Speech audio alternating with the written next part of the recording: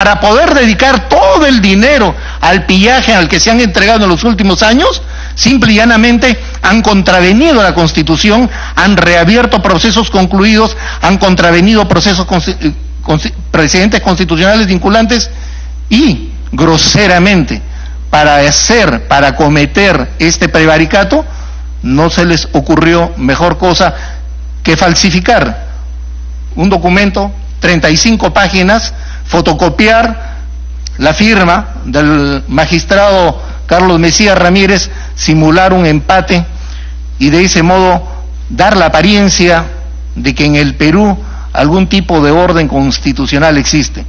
Conforme lo hemos expuesto, señor presidente, esto agravia a todo el país.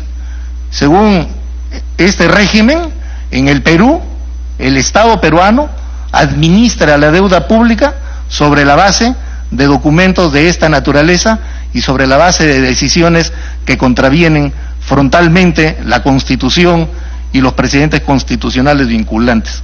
Muchas gracias. ¿Desea hacer uso de la palabra la abogada? Tiene el uso de la palabra. Muchas gracias, señor presidente, señores congresistas. Mi familia fue expropiada en el altiplano, en el fundo de Mazocruz y Pasto Grande, en el departamento de Puno. Un usurpador criollo de un supuesto Estado criollo confiscó nuestra propiedad en la década del 70 del siglo pasado. En aquella oportunidad entregaron a nuestros abuelos unos bonos y un juez de ese supuesto Estado criollo ordenó que se paguen los bonos en el plazo de 30 años. 50 años después, señor presidente, otro juez criollazo ordena que las prestaciones indemnizatorias cuyo pago diferido fue comprometido con los bonos deben ser actualizados en una moneda extranjera. Este mandato fue impuesto con el voto de 3 magistrados del Tribunal Constitucional, pero para que parezcan 4, el presidente del tribunal falsificó un voto y falsificó la firma de uno de los magistrados del tribunal que presidía. Es por esta criollada, señor presidente, que estamos aquí. Reconocemos que es una pobreza extrema el acudir al Congreso para perseguir a los falsificadores de Azángaro, reconociendo la rapacería de este delito denunciado en representación de 5.000 expropiados, 5.000 familias expropiadas.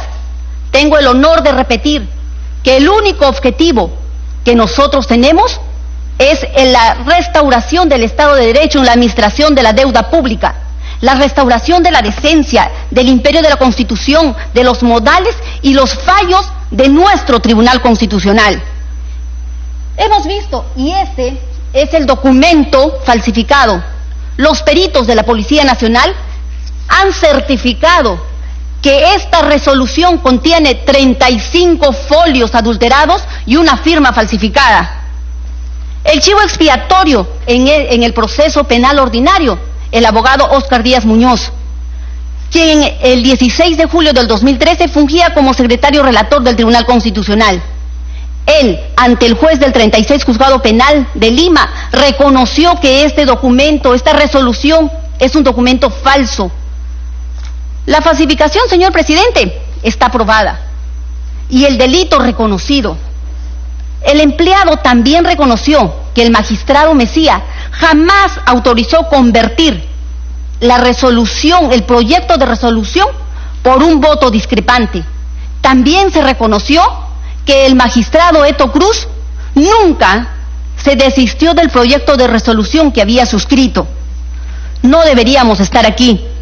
Y sin embargo estamos, señor presidente, porque esta falsificación destruye el Estado de Derecho.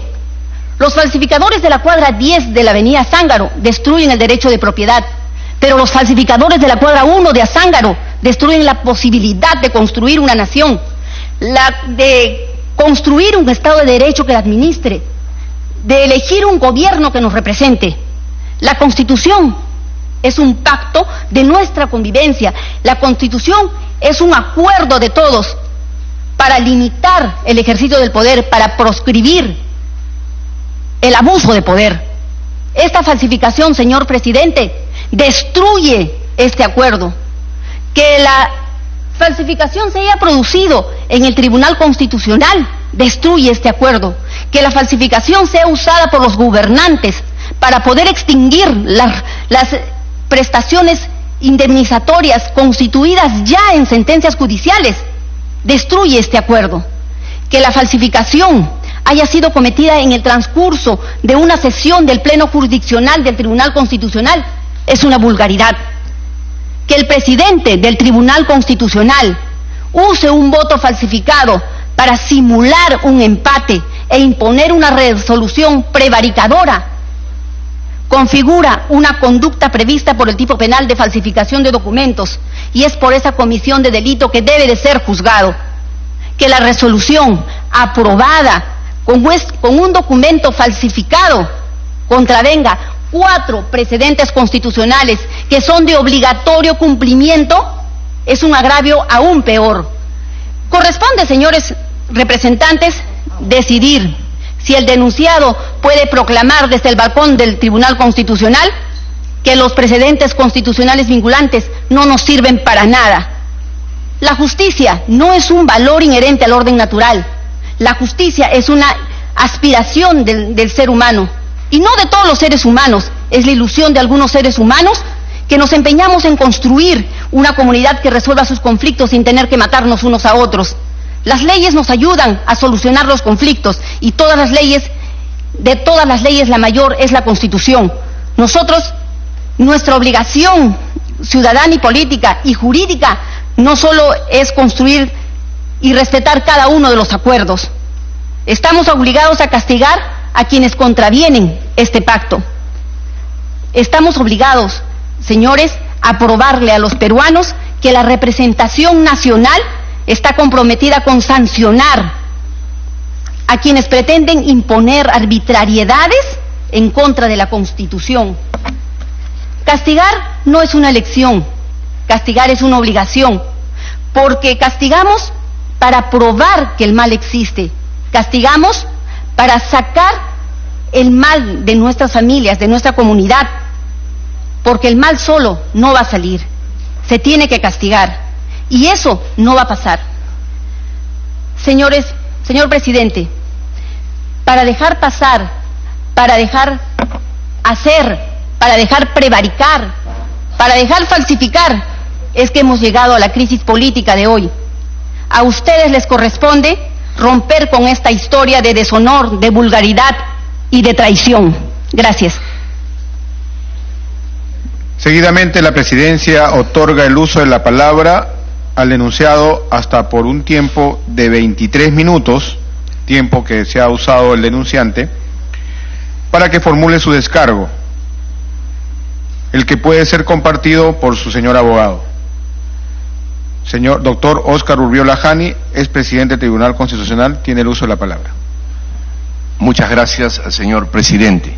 Señores congresistas, para mí es un honor estar en este recinto que para mí me trae no solamente gratos recuerdos, sino el transcurso por una institución del Estado en el que he crecido como ciudadano y estoy aquí en mi calidad de ciudadano para responder a los cargos que se me imputan, que categóricamente los rechazo por ser falsos abiertamente.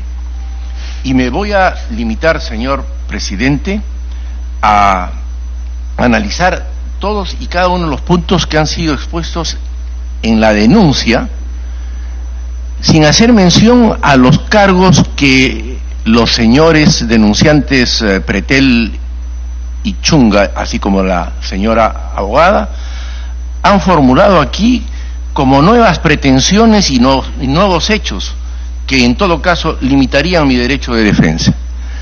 Pero para reconducir mi intervención hacia los puntos que han sido objeto de denuncia, quiero pedir, señor presidente y señores congresistas, su autorización para hacer uso de una presentación que he preparado y donde voy a concretar cada uno de los puntos que son objeto de la denuncia y no los que ha formulado el señor Pretel y el señor Chunga en este momento, tratando de distraer la atención de los señores congresistas a temas absolutamente ajenos a los hechos denunciados. Que se proceda con el PowerPoint.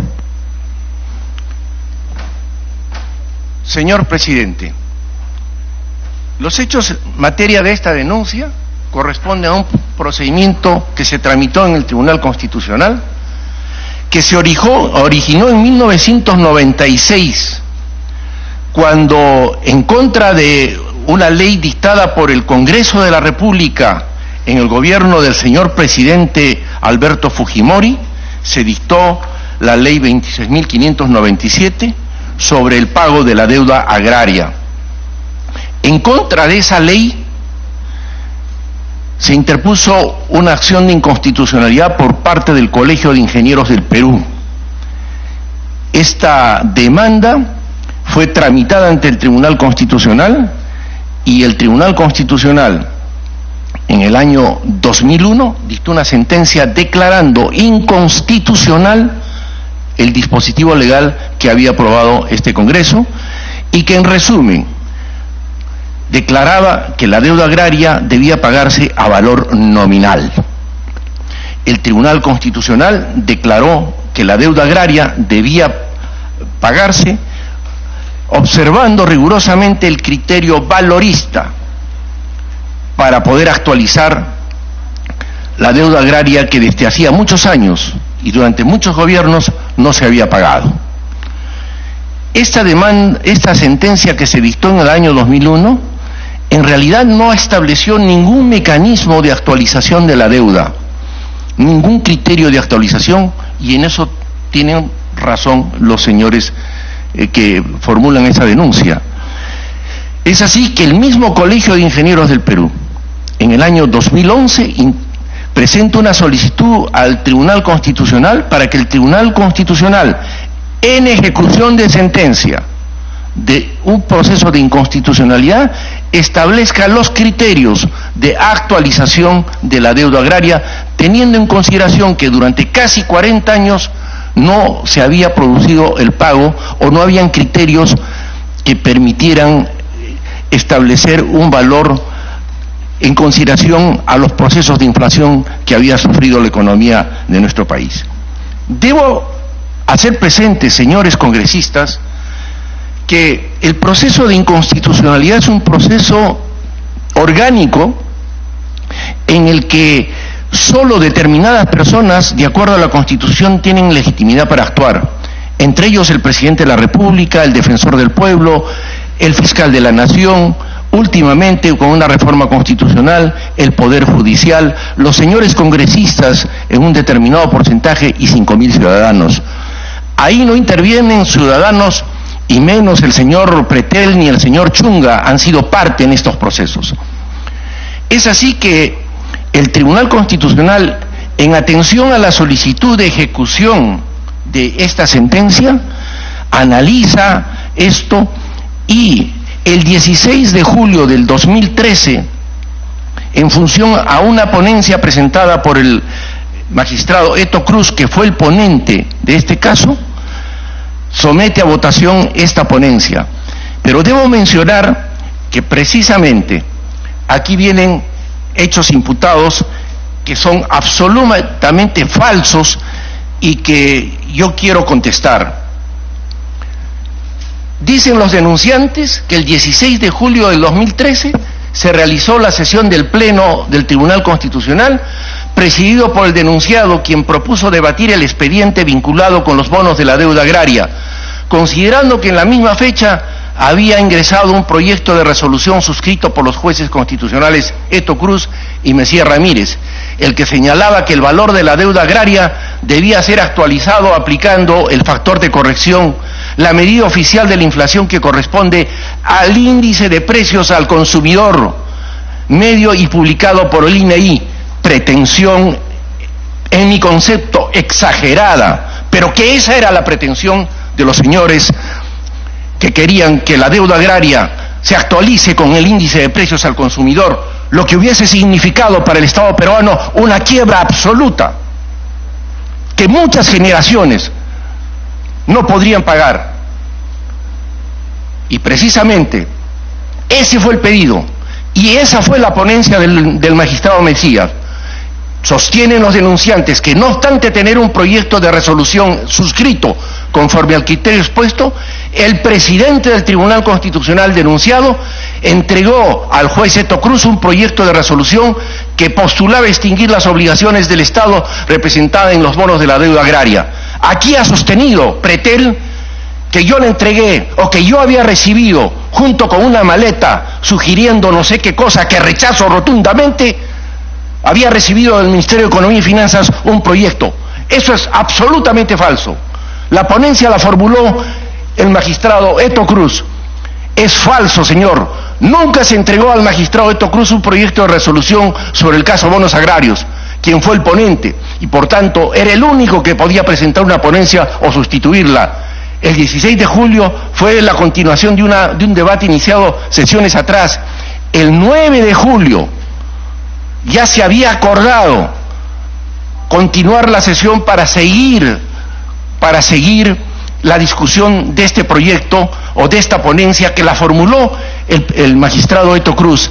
Realmente no se puede admitir que se le atribuya a un magistrado del Tribunal Constitucional como es el magistrado Eto Cruz la posibilidad de que tenga que recibir órdenes de otro magistrado, aun cuando éste sea el presidente del tribunal.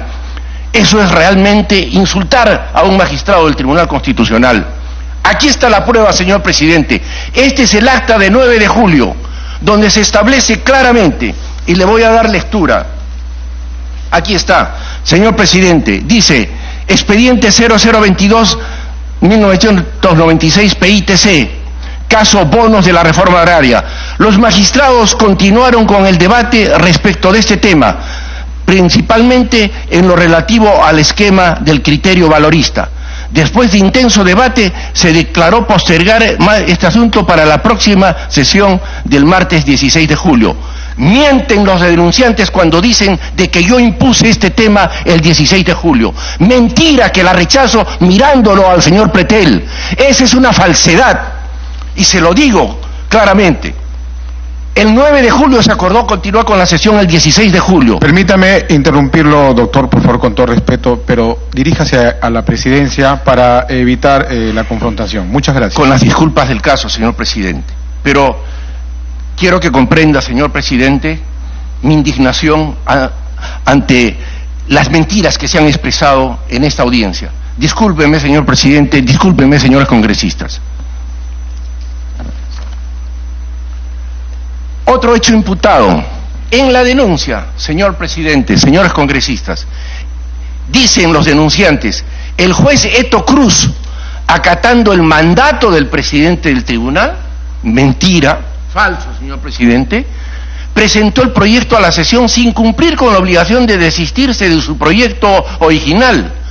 Los hechos expuestos constan en el atestado policial de la investigación seguida por el Ministerio Público, donde el juez Eto Cruz declaró que fue el presidente del Tribunal Constitucional, Óscar Urbiola, quien le entregó el proyecto para que lo presentara como propio y consiguiera las adhesiones para su aprobación. Falso, señor presidente, falso, señores congresistas.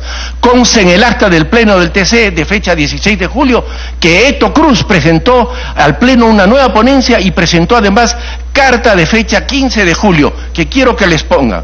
Aquí dice,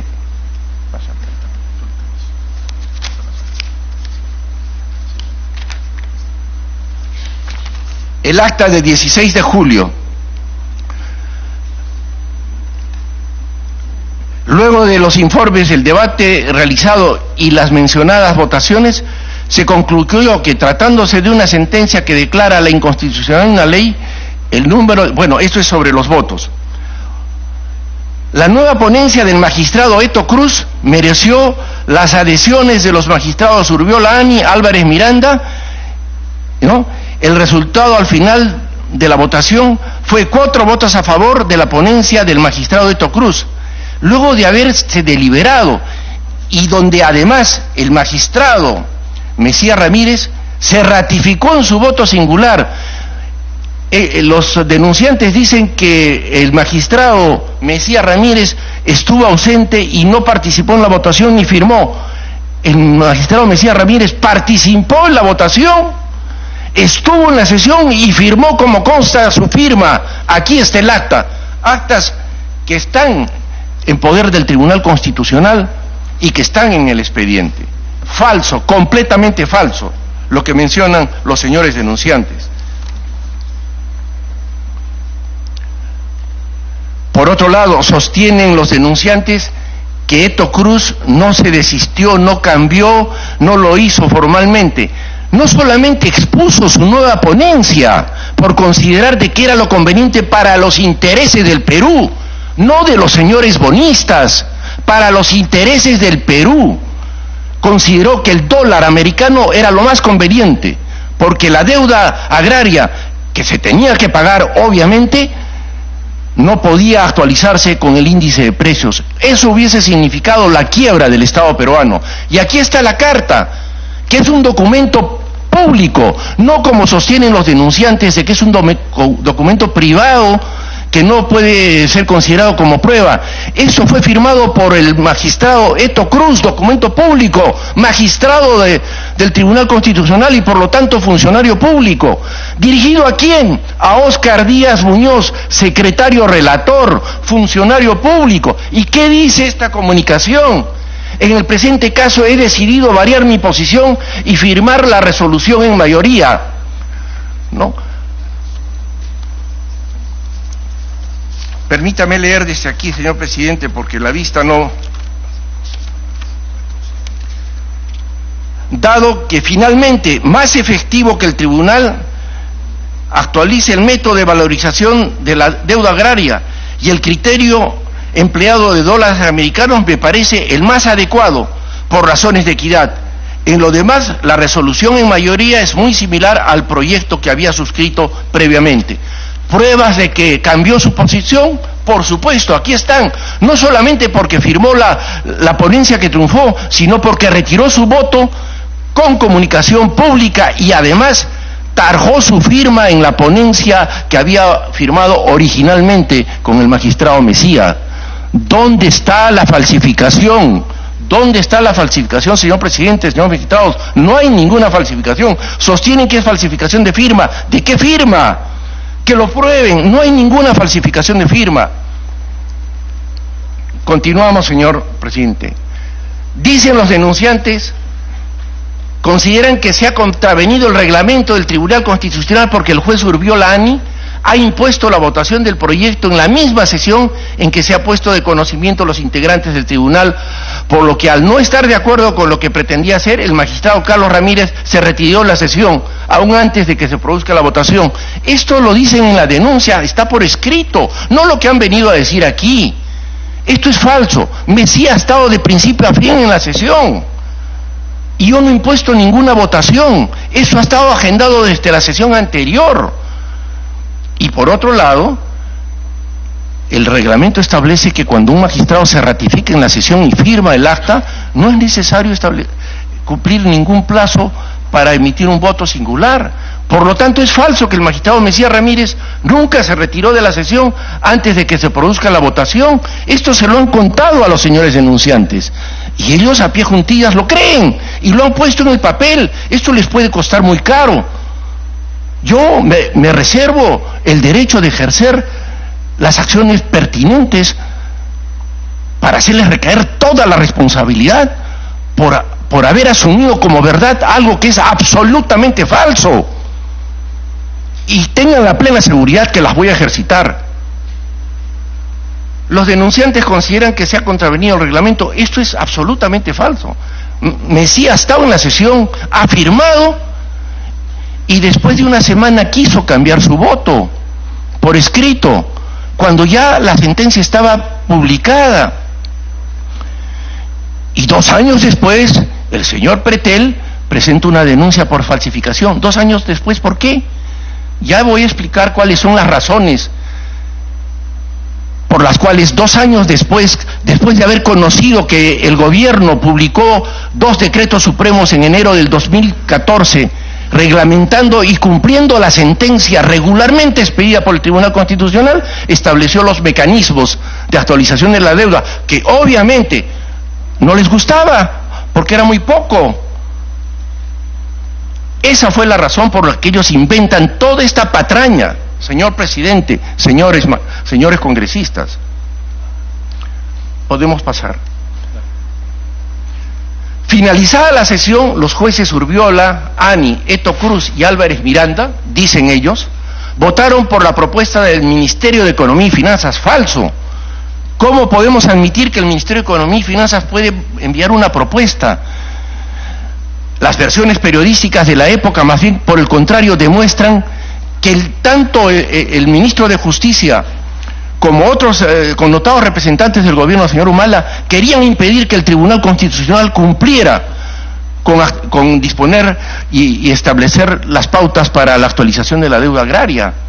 Tan es así que cuando se dicta la sentencia el 16 de julio del 2013, al presidente del tribunal, Óscar Urbiola, el mismo ministro de Justicia, Daniel Figalo, en los medios de comunicación, le atribuyó intereses personales como exfuncionario del Banco de Crédito, y eso les consta a ustedes, señores denunciantes, ¿no?, de que yo estaba favoreciendo a los bonistas y que estaba perjudicando al Estado peruano con el pago de una deuda millonaria. Obviamente, en ese momento yo era héroe para los bonistas y era un villano para el gobierno, pero ahora me convierten en villano para los bonistas y en héroe para el Estado peruano. ¡Qué bonito! Ese es el destino que tiene un juez cuando es justo, cuando actúa conforme a ley, cuando no trata de favorecer absolutamente a nadie, porque han de saber que en un proceso de inconstitucionalidad no están en juego intereses subjetivos, están en los intereses del Estado peruano, no hay partes. Si la ley autoriza a alguien a interponer una acción de inconstitucionalidad y le reconoce la legitimidad activa, lo hace simplemente para poner en funcionamiento un mecanismo de control constitucional. No hay intereses subjetivos, no hay partes. Los señores denunciantes aquí no son partes. Como no son partes, señores, todos los ciudadanos peruanos que están a la expectativa de que se dicte una ley en este Congreso, algún ciudadano peruano podría denunciar a algún congresista porque se siente perjudicado por una ley. Algo similar sucede con el Tribunal Constitucional. Ellos no son parte en este proceso y no tienen legitimidad ni siquiera para interponer esta denuncia constitucional, cosa que ya se declaró en 53 denuncias que fueron rechazadas por la anterior legislatura. Y no sé de qué forma y con qué medios estos señores se han valido para reproducir los mismos cargos en esta denuncia que se le ha dado trámite, en buena hora, señores congresistas, en buena hora, señor presidente, porque yo confío que este Congreso va a actuar en función a los intereses nacionales, porque detrás de esto, señores, no están los señores Pretel, no están los señores Chunga, no está la señora abogada que dice ser de Puno. Yo también soy de Puno y conozco la realidad de lo que fue la reforma agraria. Están los intereses de los bonistas que compraron esos fondos buitre, Gramercy, que financian a periodistas, a lobistas, para impulsar estas causas que solo tienen por objeto no apresar al expresidente Urbiola o al excelente secretario relator Óscar Díaz Muñoz, que actuó con absoluta observancia de sus deberes, sino está la intención de hacerle daño al Estado peruano para ganar un arbitraje en los Estados Unidos que le va a perjudicar al Estado peruano. Yo he dicho en un medio y lo repito ahora, detrás de esto hay una situación que sería más grave que la sobrevaloración de la interoceánica, que ha sido objeto de corrupción y que todos los peruanos rechazamos. Eso es lo que está detrás de esto, señores congresistas. Eso es lo que ustedes tienen que tener en cuenta, y este Congreso tiene que tener muy en cuenta que cualquier cosa que se tome aquí como decisión, yo podría soportar cualquier proceso penal y voy a demostrar que soy inocente, pero el gran daño que le harían al Perú por una decisión que solamente persigue favorecer a los fondos buitre que han comprado los bonos a precio vil, no lo vamos a permitir, y creo que este Congreso no lo debe permitir. Voy a continuar, señor presidente. Se entiende que el magistrado Óscar Urbiolani, aprovechando que Mesías Ramírez no estaba presente, usó el documento falso simulando un empate y así alcanzar los 6 votos obligatorios. Utilizando su voto dirimente, aprobó ilegalmente la resolución que extingue las obligaciones del Estado representados en los bonos de la deuda agraria. Falso, señor presidente. Mesías Ramírez sí estuvo presente en la sesión del TC de fecha 16 de julio del 2013. Emitió su voto singular, permaneció en la sesión hasta su culminación y firmó el acta correspondiente, donde consta el resultado final de la votación del caso bonos agrarios. Su voto singular y el uso de mi voto decisorio en mi calidad de expresidente. La decisión del TC no ha extinguido la obligación del Estado peruano de honrar la deuda contenida en los bonos agrarios.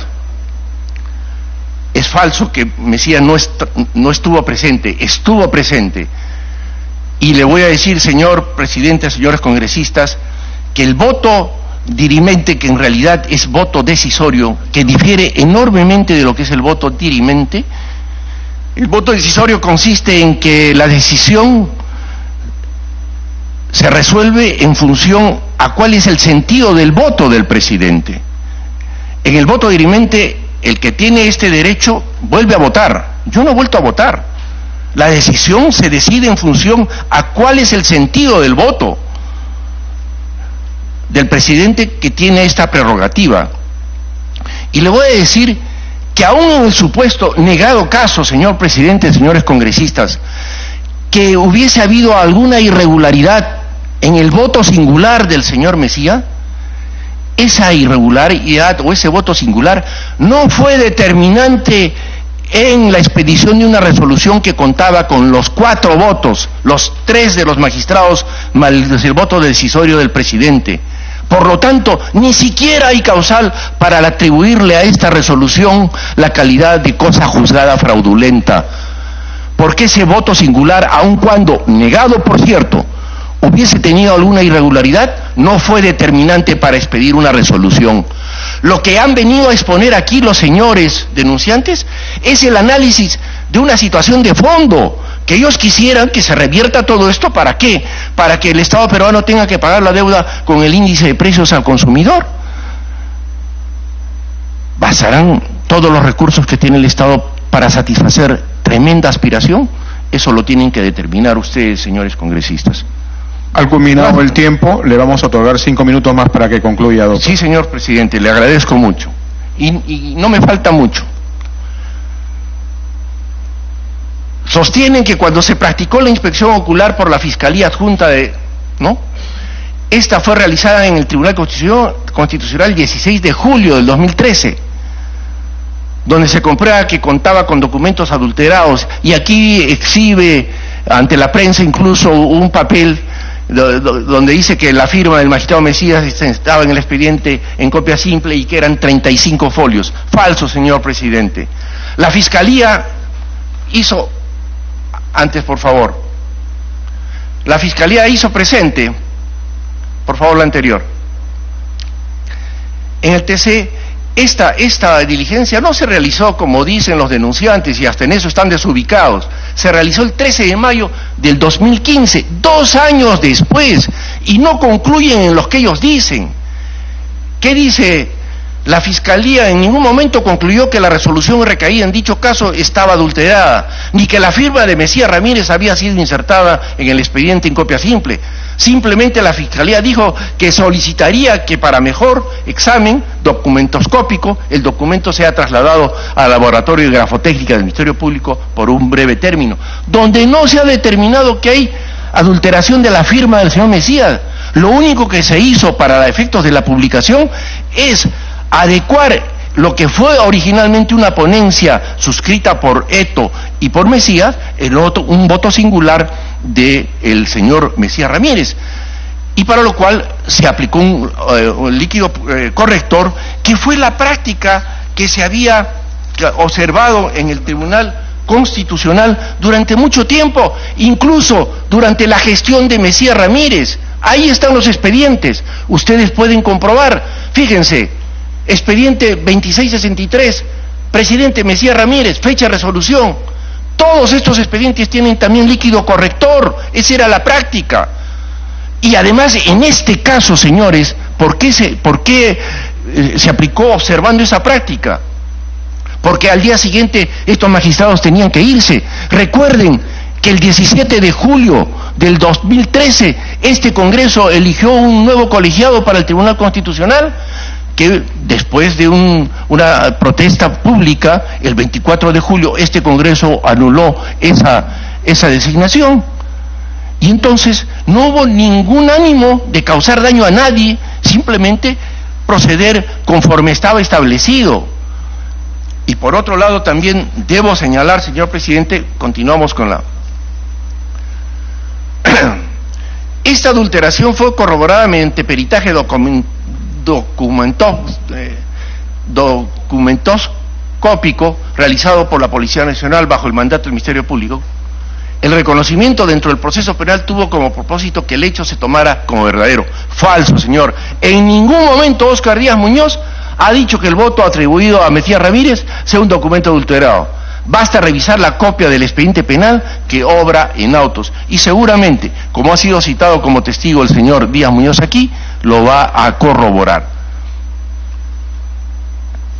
Esto no culminó aquí, dicen los denunciantes, pues luego de aprobar la resolución fue publicada en el portal del tribunal y el juez Mesías Ramírez presentó su escrito indicando que el voto que se le atribuía no le pertenecía, por lo tanto era falso, lo que el presidente del tribunal, Urbio Lani, desestimó, quedando hasta el momento publicada dicha resolución. Mesías Ramírez pretendía cambiar su voto cuando este ya había sido publicado, no obstante que él se había ratificado en la sesión del 16 de julio en su voto y dijo que no lo iba a cambiar. La sentencia estaba publicada como estuvo publicado también su voto. Es falso, por tanto, que Mesías Ramírez, al día siguiente de publicarse la resolución, se presentó. Tanto es así que Mesías Ramírez se presentó en RPP para defender la resolución sobre el caso bonos agrarios. Una semana después que Mesías envía el escrito que menciona a los denunciantes, el mismo que fue respondido por mí en calidad de presidente del Tribunal Constitucional. Y efectivamente, Mesías Ramírez se presentó en radioprogramas, ¿no? Esta es la carta que se le contestó a Mesías Ramírez, y Mesías Ramírez, no sé si tenemos el audio, si pudiésemos posar el audio de radioprograma, no está el audio, pero está en el expediente, está el CD con el audio que ustedes pueden comprobar, que Mesías Ramírez en radioprogramas esa noche se refirió a la sentencia como algo absolutamente regular. La prueba es que solo 2 años después, yo no sé por qué y con qué información el señor Pretel presenta una denuncia por falsificación del voto del señor Mesías. Seguramente porque comprobaron que los decretos supremos, que ya no son competencia del Tribunal Constitucional, sino del Ministerio de Economía y Finanzas, establecieron fórmulas que según ellos licúan la deuda, pero esa no es competencia del Tribunal Constitucional. Por otro lado, cuando presentaron una solicitud de aclaración, una sociedad agrícola, que no era parte, pero que el tribunal accedió a aclararla, el Tribunal Constitucional dejó establecido que si el gobierno, el Ejecutivo, a través de cualquier dispositivo, cambiara el criterio de pagar la deuda con un criterio nominalista, variando el criterio valorista, que es el que constitucionalmente corresponde, el Tribunal Constitucional se reservaba el derecho de exigir que se respete el criterio valorista. Nadie ha ejercitado esta facultad y en este momento el Tribunal Constitucional podría accionar para ir, en todo caso, a lo que ellos pretenden, pero no a través de una denuncia sobre falsificación, argumentando hechos absolutamente falsos y atribuyéndome responsabilidades que no me corresponden, porque en ningún momento ni el Tribunal Constitucional como institución, porque su procurador se ha presentado en el proceso y ha dicho que el Tribunal Constitucional no se siente afectado ni agraviado porque todo ha sido un proceso regular, ni el anterior colegiado que en aplicación de esta resolución ha dictado muchas resoluciones posteriores, ni el actual que también ha dictado muchas resoluciones aplicando la resolución del 16 de julio del 2013, ha establecido que hay alguna irregularidad que solo existe en la mente, ¿no?, y en la imaginación de los señores denunciantes, que respeto, pero que lamentablemente no se ajustan a la verdad. Doctor, ya concluyó su tiempo, el adicional le voy a rogar por favor que concluya y de repente también va a hacer uso de la palabra a su abogado. Sí, así que por favor le vamos a dar, por favor, para que concluya. Gracias, señor presidente. Sí. Bueno, recalcando lo que ya dije anteriormente, la finalidad de la denuncia constitucional no es crear fuente de prueba documental favorable a los bonistas, no es el camino. El camino en todo caso está en el mismo Tribunal Constitucional conforme a los procedimientos y en la medida en que la parte que es el Colegio de Ingenieros del Perú lo haga, ¿no? Un ambiente favorable a los bonistas ante el CIADI, entre ellos Gramercy, ¿no? Que son los conocidos fondos buitres, porque ahí se lleva un arbitraje en contra del Estado peruano, no de Óscar Urbiola, no de Óscar Muñoz Díaz o Díaz Muñoz, en contra del Estado peruano. De tal manera que esto es muy importante. Y finalmente, señor presidente, las 53 denuncias constitucionales por los mismos hechos, y no me va a negar el señor Pretel que él también fue denunciante entre los 53, fueron declaradas improcedentes por este Congreso. Y yo espero que la misma suerte siga esta denuncia por ser de justicia. Gracias, señor presidente, y gracias, señores congresistas.